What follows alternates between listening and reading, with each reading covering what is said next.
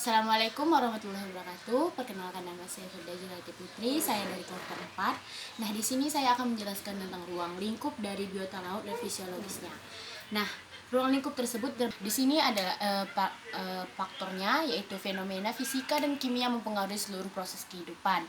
Nah, pertama saya di sini akan membahas tentang sel. Sel adalah unit terkecil dari makhluk hidup, yaitu sel terdiri dari beberapa bagian, yaitu pertama membran sel, inti sel, dan sitoplasma. Nah, membran sel adalah selaput tipis yang menyelubungi sebuah sel dan membatasi keberadaan sel dengan lingkungan luar. Nah, yang kedua, inti sel yaitu organel sel, yaitu ditemukan dalam sel eukariotik. Fungsinya adalah sebagai pusat komando sel yang memberi petunjuk ke sel untuk tumbuh, matang, dan membelah atau mati. Nah, yang ketiga yaitu sitoplasma, yaitu bagian sel yang terbungkus oleh membran plasma, dan sitoplasma terdiri dari air, protein, karbohidrat, lemak, mineral, dan vitamin. Nah, sel lagi terbagi menjadi dua, yaitu sel tumbuhan dan sel hewan. Sel hewan merupakan sel eukariotik yang menyusun jaringan hewan, sedangkan sel tumbuhan yaitu sel yang menyusun fungsi kerja dan seluruh fungsi kehidupan tumbuhan. Yang kedua yaitu jaringan.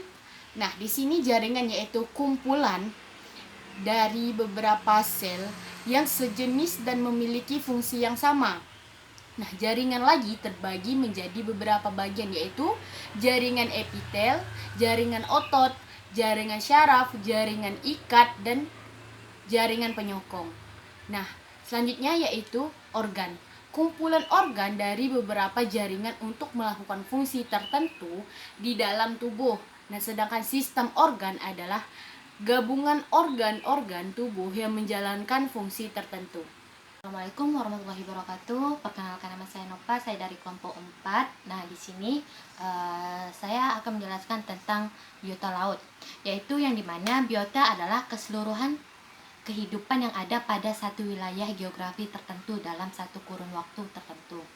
Nah, sedangkan biota laut adalah berbagai jenis organisme hidup di perairan laut yang menurut fungsinya digolongkan menjadi 3, yaitu produsen, konsumen, dan dekomposer atau produsen. Penggolongan biota laut menurut fungsi yaitu ada 3. Yang pertama adalah produsen, yang dimana biota laut yang mampu mensintesa zat organik baru dari zat anorganik. Nah, dan yang kedua adalah konsumen, biota laut yang memanfaatkan zat organik dari luar tubuhnya secara langsung. Dan terakhir yaitu dekomposer atau redusen, biota laut yang tidak mampu menahan zat organik dalam bentuk butiran, tidak mampu berfotosintesis namun mampu memecah molekul organik menjadi lebih sederhana. Nah, penggolongan biota laut menurut sifat hidup yaitu ada 3. Pertama plankton, kedua nekton, dan ketiganya bentos. Plankton adalah semua biota yang hidup melayang di dalam air yang pergerakannya ditentukan oleh lingkungannya. Contoh seperti chlorella, spirulina, lain-lain. Nah, sedangkan nekton yaitu semua biota yang dapat berenang bebas dan mengatur sendiri arah pergerakannya. Contohnya seperti ikan. Dan yang terakhir adalah bentos, yang dimana semua biota yang hidup di dasar perairan baik membenamkan diri, menempel maupun merayap. Contohnya seperti kerang, bulu babi, bintang laut, dan lain sebagainya. Nah, selanjutnya adapun perubahan lingkungan dan keragaman biota laut. Perubahan kondisi laut yang terjadi di masa lalu hingga saat ini ditambah dengan interaksi biota laut dalam pemangsaan merupakan faktor yang sangat berpengaruh terhadap daya adaptasi pada biota laut.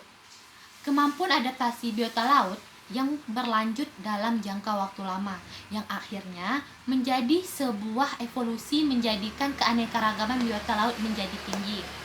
Adapun faktor fisika, kimia, dan biologi.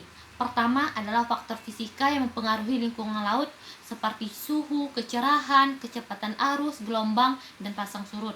Sedangkan kimia yang mempengaruhi lingkungan lautnya seperti salinitas, oksigen terlarut, derajat keasaman, dan unsur hara.